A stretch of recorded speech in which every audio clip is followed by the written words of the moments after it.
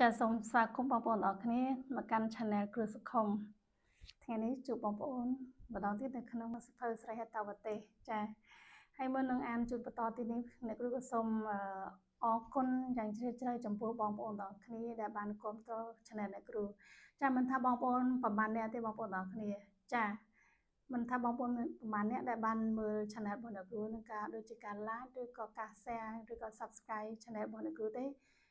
ម្នាក់ក្តីពីរនាក់ក្តីគឺជាការដែលមានតម្លៃបំផុតសម្រាប់អ្នកគ្រូចាហើយការដែលអ្នកគ្រូបានលើកយកសិភៅស្រីហេតុប្រទេសនេះមកអានជូនបងប្អូនទាំងគ្នានេះជាការមួយចង់ចែកម្លែកជូនបងប្អូនក៏ដូចជាការរៀនសូត្រជាមួយនឹងបានន័យថាបានរៀនសូត្រខ្លួនឯងផងដែរក៏ដូចជាបានចែកម្លែកទៅកាន់បងប្អូនផងដែរដើម្បីទុកជាគេមរតកមួយជាស្នាដៃរបស់បុព្វបុរសរបស់យើងដែលលោកបានព្រះអង្គបានចងក្រងទុកចាគឺឲ្យកូនចៅរបស់យើងបានដឹងច្រើនគ្នាចានៅកន្លែងហ្នឹងដោយសារតែស្រឡាញ់ទៅឡើងមកចែករំលែកជូនបងប្អូនទាំងអស់គ្នាអញ្ចឹងការអានជូនភាសានៅក្នុងសិភៅស្រីហេតុប្រទេសនេះមានបាលីលាយសម្រិតខ្លះដែលអ្នកគ្រូបញ្ចេញសូរស័ព្ទទៅមិនសូវត្រូវយ៉ាងណាក៏សូមគោរពអធិស្ឋានបងប្អូនទាំងអស់គ្នាផងចាសូមគោរពអធិស្ឋានផងព្រោះការអានគឺបានន័យថាពេញចិត្តហើយគឺលើកយកមកអានឡើងតែម្ដងចានៅកន្លែងនេះអញ្ចឹងអ្វីដែលគ្រូចែកម្លែកនេះជាការរៀនសូត្រជាមួយនឹងខ្លួនឯងផងក៏ដូចជាចែកម្លែកទៅកាន់បងប្អូនផងចារៀនពីរៀមច្បងមុនផងព្យាយាមចែកម្លែកទៅកាន់បងប្អូនផងនៅកន្លែងនេះចាអញ្ចឹងការខុសឆ្គងម្ដេចម្ដានៅពីអក្ខរាវិរុទ្ធខ្លះអីហ្នឹងក៏សូមគោរពអធិស្ឋានបងប្អូនផងណាចាអ្នកគ្រូជឿជាក់ថាបងប្អូននឹងយល់អធិស្ឋានចាហើយការដែលបងប្អូនទាំងគ្នាចូលស្ដាប់វីដេអូរបស់អ្នកគ្រូនេះមិនថាបងប្អូនរវល់ធ្វើអីចារវល់បើកឡានរវល់ធ្វើអីការងារអីយ៉ាងណា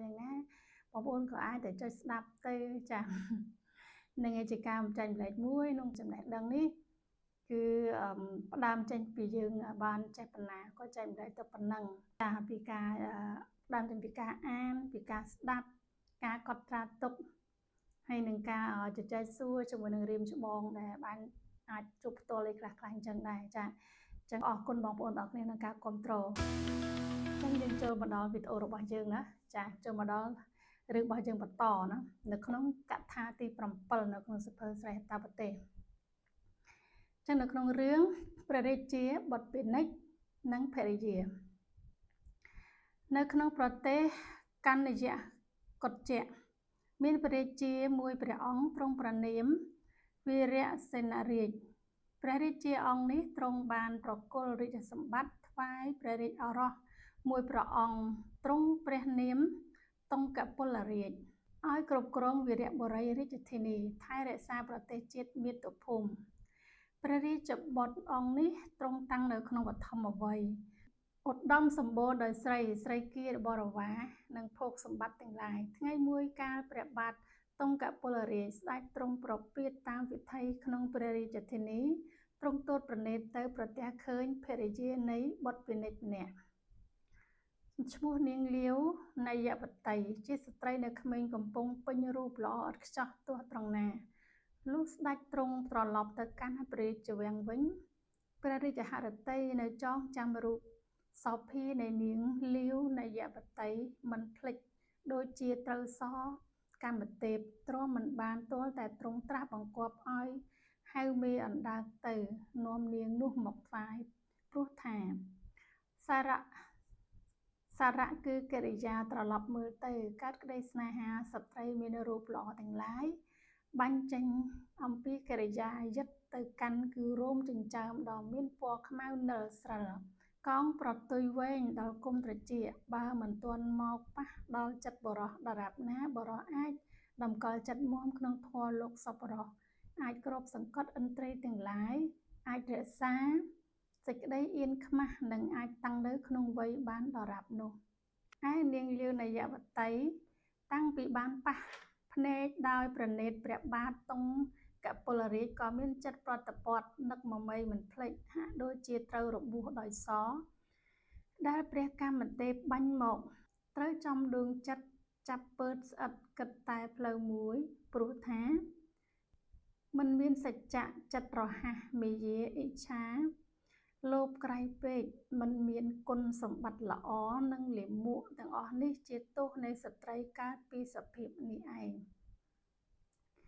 គ្រាកាលនាងលាវនាយបតីស្រីចិត្តចាកបានស្ដាប់ពាក្យនិយាយដឹកនាំបញ្ចុកបញ្ស៊ីនៃនាងមេអណ្ដើកហើយក៏ធ្វើមាយាឆ្លើយតបថា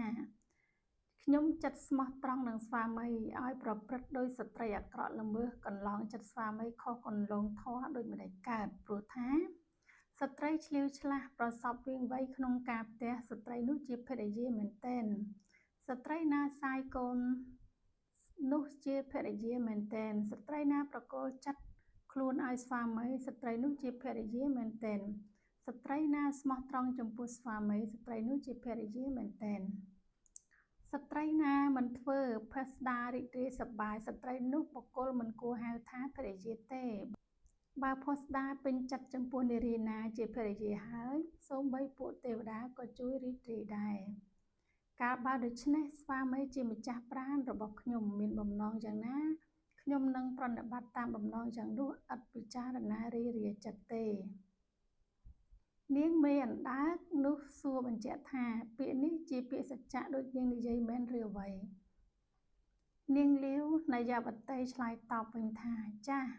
ពាក្យនេះជាពាក្យសច្ចៈពិតប្រាកដមែនកាលនោះនាងមេអណ្ដើកក៏លាត្រឡប់ចូលទៅកាន់ព្រះរាជវាំងវិញនាំយកសេចក្តីទាំងអស់នេះចូលទៅកាន់ក្រាបបង្គំទូលព្រះបាទតុងកពលរាជឲ្យទ្រង់ជ្រាបសពគ្រប់ប្រការព្រះបាទតុងកពលរាជទ្រង់បានព្រះសណ្ដាប់អស់អានសេចក្តីហើយទើបទ្រង់មានព្រះបន្ទូលត្រាស់ប្រឹក្សាថាតើយើងគិតធ្វើដូចម្តេចឲ្យប្តីវានាំខ្លួនវា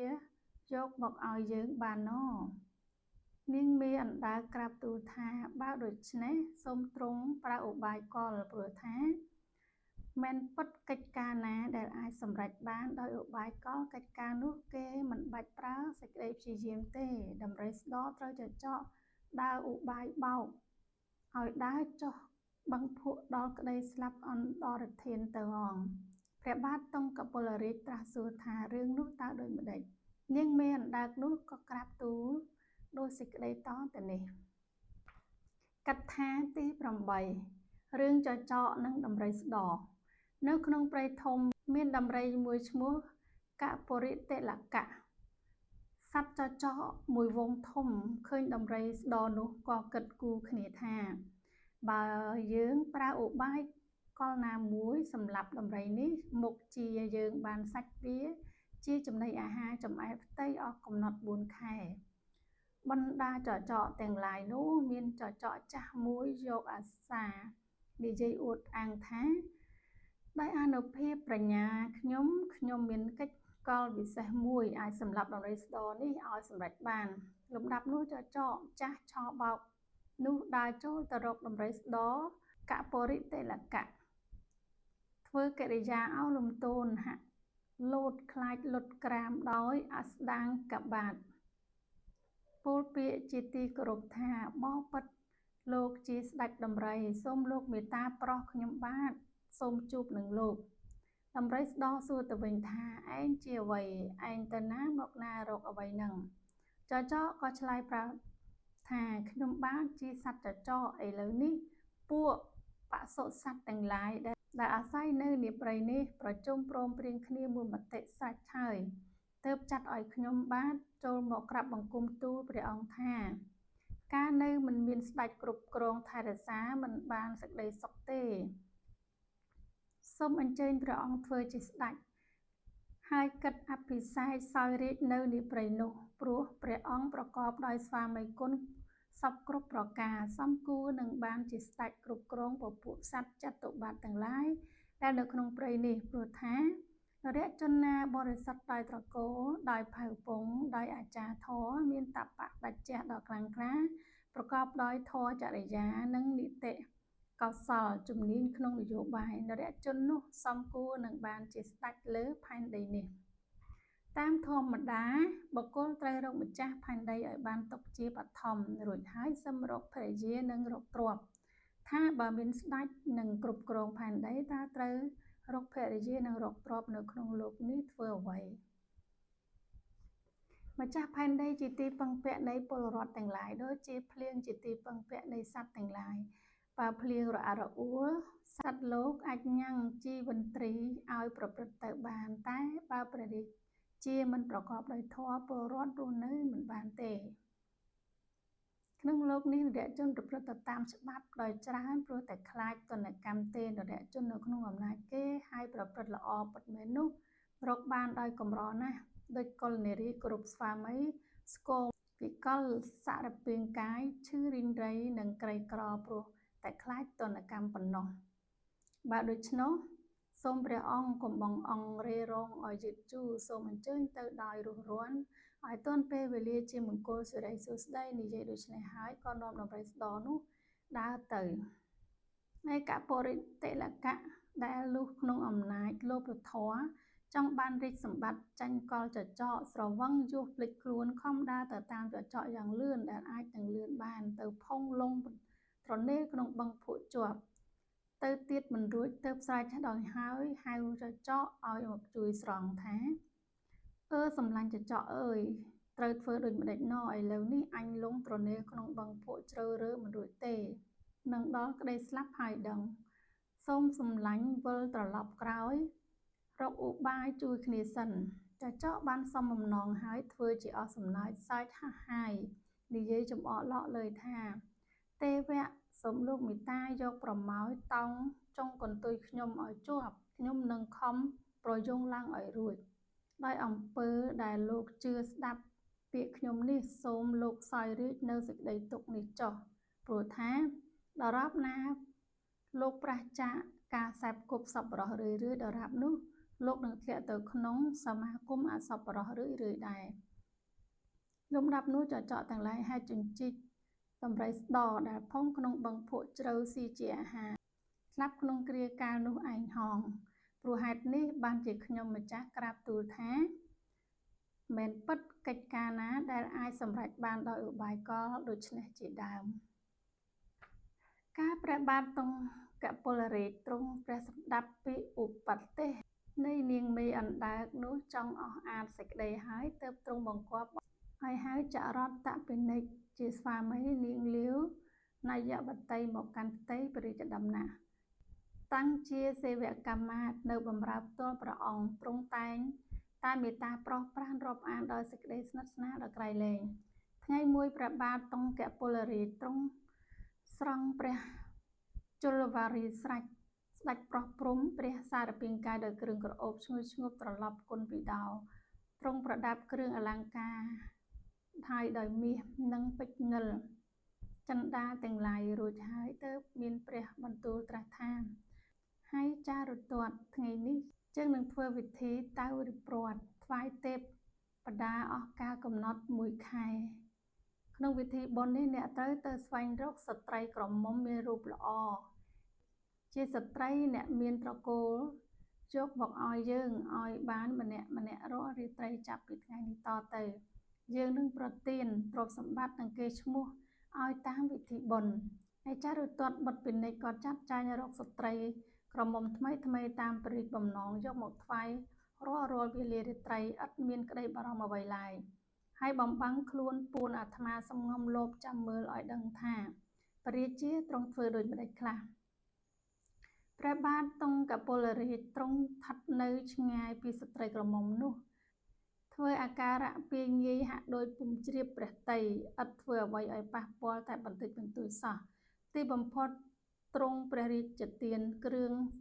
ស្លៀកពាក់គ្រឿងស្នៀតពាក់គ្រឿងអលង្ការគ្រឿងក្រអូប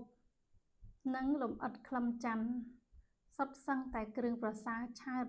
ហើយត្រាស់បង្គាប់ឲ្យរាជអាមាត្យថែរក្សានាំយកទៅប្រគល់ដល់ផ្ទះរៀងខ្លួនវិញភ្លាមរាជបុត្រពិនិច្ឆការលោបមើលឃើញសពគ្រប់ប្រការដូច្នេះជឿទុកចិត្តស្លាប់គំនិតឆឹងការសេចក្តីលោភលន់ចង់បានទ្រព្យថែមទៀតទើបទៅនាំភរិយាខ្លួនយកទៅលើព្រះទនសយនាភិរម្យភ្លើតភ្លើនព្រះចិន្តាដោយក្តីស្នេហាបើកប្រណិតព្រឹមបើកប្រណិតប្រលឹមព្រឹមប្រជៈដួងកំស្កោះប្រតី ការបត់ពិនិត្យជាស្វាមីបានឃើញដូច្នេះស្ដាយក្រោយសោសែនថ្មីអស់បើគិតភ័ន្តភាំងស្មារតីគាំងរឹងស្ដោកនៅនឹងថ្កល់ដូចកល់គ្រូគំនូរឬតុក្កតាលែងហាមាត់ចេញស្ដីអ្វីកើតព្រោះក្តីក្តៅក្រហាយខុសគំនិតខ្លួនឯងព្រោះហេតុនោះបានជាខ្ញុំកណ្ដុលរហវិនយកៈនិយាយថាបុត្រពិនិត្យបានឃើញព្រះរាជាចាប់ដោះក្បំក្រពុំដូចផ្លែទន្លាប់ផ្ទាប់អរានៃភរិយាខ្លួនប្រចាក់ដោយភ្នែកឯងដូច្នេះជាដើមកណ្ដុលរហិនយកៈនិយាយបញ្ជាក់ឲ្យក្អែកលក្ខុតបនកៈទៀតថារឿងបងក្អែកនេះក៏ដូចជារឿងបុត្រពិនិត្យដូច្នេះដែរឯអណ្ដើកមន្ថរៈមើលងាយរឿងដែលកណ្ដុលហិរណយកៈនិយាយប្រាប់បដិសេធមិនព្រមស្ដាប់ភ័យតក់ស្លុតរន្ធត់ចិត្តណាស់ក៏ឡើងពីត្រពាំងនោះវាចេញទៅដោយរស់រានសត្វឯទៀតមានកណ្ដុរជាដើមមានសេចក្តីស្នេហាអណ្ដើកមន្ថរៈកាលបើឃើញមិត្តមិនស្ដាប់ពាក្យខ្លួនបារម្ភក្រែងមិត្តជាទីស្រឡាញ់ពេញចិត្តមានក្តីអន្តរាយក៏បបួលគ្នាដើរទៅតាមកាលអណ្ដើកមន្ថរៈវាខុសលើគោកលិចវាលចូលព្រៃទៅមិនយូរប៉ុន្មានទៅជួបប្រទះនឹងព្រានព្រៃម្នាក់រីព្រានព្រៃឃើញអណ្ដើកវាកើមត្រេកអរណាស់រើសហើយចងភ្ជាប់ឯដដងធ្នូពន់យកទៅដើរទៅអស់កម្លាំងឃ្លានបាយស្រេកទឹកខ្លាំងក៏ត្រឡប់ទៅដល់ផ្ទះវិញឯប្រើក្អែកនិងកណ្ដុលឃើញព្រានព្រៃចាប់អណ្ដើកកើតក្តៅក្រហាយរសាប់រសល់តប់ប្រមល់ខ្វល់ចិត្តមិនដឹងបើគិតធ្វើដូចម្តេចចេះតែទៅតាមព្រាននោះចោលទៅកាលនោះឯងកណ្ដុលរហណយកៈយំទង្គឹសខ្សឹបខ្សួលរអួលអថ្លាថ្លែងថាដរាបណាអាត្មាអញមិនទាន់បានដល់ទីបំផុតពោលគឺត្រើយសមុទ្រនៃសេចក្តីទុក្ខមួយទេដរាបនោះអាត្មាអញក៏តែងតែជួបប្រទះសេចក្តីទុក្ខពីរទៀតឬសេចក្តីទុក្ខនេះបើមានច្រកទំនងហើយក៏ចេះតែកើតមានឡើងថែមហើយថែមទៀតច្រើនឡើងមិត្តណាមានសភាពប្រក្តីជាមិត្តកើតឡើងដោយបុណ្យវាសនាមិត្តភាពប្រកបដោយសភាពប្រក្តីនោះមិនលះបង់ចោលគ្នាក្នុងគ្រាវិបត្តិអន្តរាយឡើយវិសាសភាពនៃនរជនក្នុងមេត្តាក្នុងភរិយាក្នុងបងប្អូននិងក្នុងបុត្រធីតាមិនស្មើដោយវិសាសភាពនៃមិត្តដែលកើតឡើងដោយសភាពប្រក្តីឡើយកណ្ដុររំពឹងគិតសារចុះសារឡើងមួយស្របក់ដកដង្ហើមធំខូទូញយំថាអោពុទ្ធោកម្មអើយបាបកម្មអាត្មាអញនេះអីក៏ចង្រៃអាក្រក់ម្លេះណោព្រោះថាផលកម្មអាត្មាអញល្អក្តីអាក្រក់ក្តីដែលប្រព្រឹត្តទៅក្នុងការប្រកាសជាកើតឡើងក្នុងសន្តានអាត្មាអញពីបុព្វជាតិអាត្មាអញបានឃើញផលកម្មទាំងអស់ក្នុងโลกនេះដូចជាអាត្មាអញបានកើតមកហើយ10ជាតិគួរសង្វេគណាស់រាងកាយនេះកើតឡើងហើយក៏ដល់នៅការបែកធ្លាយទៅវិញភោគសម្បត្តិកើតបរិបូរណ៍ឡើងហើយក៏ដល់នៅក្តីភោគវិបត្តិទៅវិញការជួបជុំគ្នាកើតមានហើយក៏ដល់នៅការព្រាត់ប្រាសគ្នាវិញសារពើវត្ថុទាំងឡាយមានការកើតឡើងនិងការបែកបាក់ពុកផុយរលួយទៅវិញយ៉ាងនោះជាធម្មតានរណាណោជាអ្នកបង្កើតរតនវត្ថុមានពាក្យពីរព្យាង្គថាសម្លាញ់ដែលទុកដូចជាគ្រឿងការពារនៅសេចក្តីសោកសត្រូវភ័យសេចក្តីតក់ស្លុតនិងជាភាជន៍សម្រាប់ប្រទុះសេចក្តីស្រឡាញ់ព្រមទាំងសេចក្តីជឿទុកចិត្តមិត្តណាជាទីកើតរស់នៃបេតិជាទីគប់ភ្នែកជាទីរីករាយចិត្តជាភាជនៈសម្រាប់ទ្រនៅសេចក្តីសុខទុក្ខជាមួយគ្នាមិត្តនោះក្ររកបានណាស់មានមិត្តដទៃទៀតក្នុងសម័យមានទ្រព្យច្រើនមិត្តណាមករាប់អានព្រោះតែចង់បាននុយគឺទ្រព្យមិត្តនោះឃើញមានមីដេដាស់គ្រប់ទីឋាន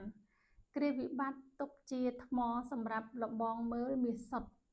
គឺមិត្តពិតទាំងឡាយនោះកណ្ដុររហវិនយកៈយំពិលៀបខ្សឹបខ្សួររអួលតូចចិត្តយូរមួយស្របក់ទៅនិយាយទៅរកក្អែកលក្ខុបតនយកៈនឹងប្រាស់ចិត្តត្រង្គៈថាណែបងក្អែកបងប្រាស់ដរាបណាព្រានព្រៃមិនទាន់ចេញផុតពីព្រៃនេះដរាបនោះយើងត្រូវព្យាយាមរកឧបាយជួយដោះអណ្ដើកមន្ថរៈនេះឲ្យរួចពីក្តីអន្តរាយទាល់តែបាន ក្អែកនឹងប្រះសួរថាចុះបងកណ្ដុរប្រាប់ឧបាយឲ្យឆាប់មកតើយើងត្រូវធ្វើដូចម្ដេចកណ្ដុរប្រាប់ឧបាយថាបងប្រះចន្ទ្រគៈធ្វើពុតខ្លែងជាស្លាប់ដេកកណ្ដាលវាលនៅក្បែរមាត់ត្រពាំងបង្ហាញខ្លួនឲ្យគេឃើញងាយបងក្អែកហើរខាងលើស្រែកកញ្ជ្រៀវគោកគោកឲ្យឮខ្លាំងធ្វើហាក់ដូចជាចុះទៅចឹកជញ្ជីកស៊ីប្រះឯព្រានព្រៃជាអ្នកត្រូវការសាច់កាលបើឃើញប្រើដូច្នេះមុខជាទុកដាក់អណ្ដើកមួយអន្លើសិនហើយរត់ប្រញាប់ប្រញាល់ទៅយកប្រាស់ពិតប្រាកដឥតសង្ស័យឡើយពេលនោះខ្ញុំនឹងរត់ទៅក៏គេកាត់ចំណងបងអណ្ដើកឲ្យរួចខ្លួនហើយឲ្យវាចូលទៅក្នុងត្រពាំងភ្លាមទៅឬបងប្រាស់កាលបើព្រានព្រៃរត់ចូលមកដល់ចិត្តកាលណាត្រូវក្រោកឡើងយ៉ាងរហ័សបោលឲ្យលឿនដែលអាចនឹងលឿនបានហើយចូលក្នុងព្រៃប្រោកកាលនោះទៅគិតគូរគ្នារួចស្រេចហើយប្រះចន្ទ្រគៈនិងក្អែកលក្ខុបនកៈធ្វើតាមឧបាយនោះមួយរំពេចឯព្រានព្រៃត្រាច់ចោលស្វះស្វែងរកបរបាញ់តាមដែនដងព្រៃមិនបានអ្វីសោះកើតក្តីនឿយហត់អស់កម្លាំងល្វើយស្រេចទឹកក៏ចុះទៅផឹកទឹកក្នុងត្រពាំងរួចហើយឡើងមកជ្រកសម្រាកកាយយកកម្លាំងនៅក្រោមម្លប់ឈើមួយចោលភ្នែកក៏លេចទៅឃើញប្រះស្លាប់ប៉ោងពុះដូច្នេះត្រេកអរណាស់កន្ត្រាក់កំបិតស្នៀតសៀតចង្កេះចោលអណ្ដើកនៅទីនោះរត់ខ្មើតយ៉ាងលឿនសំដៅទៅឯប្រះស្លាប់នោះខ្សិននោះកណ្ដុររហវិនយកៈឃើញព្រានព្រៃរត់ទៅហើយក៏រត់ទៅខំក៏គេចំណងចងអណ្ដើកមន្ទរៈមួយរួចភ្លាមអណ្ដើកបានរួចចំណងហើយវាខូយ៉ាងលឿនចូលទៅក្នុងត្រពាំងផ្លុងទៅឯបងប្រាស់រមៀងមើលឃើញព្រាន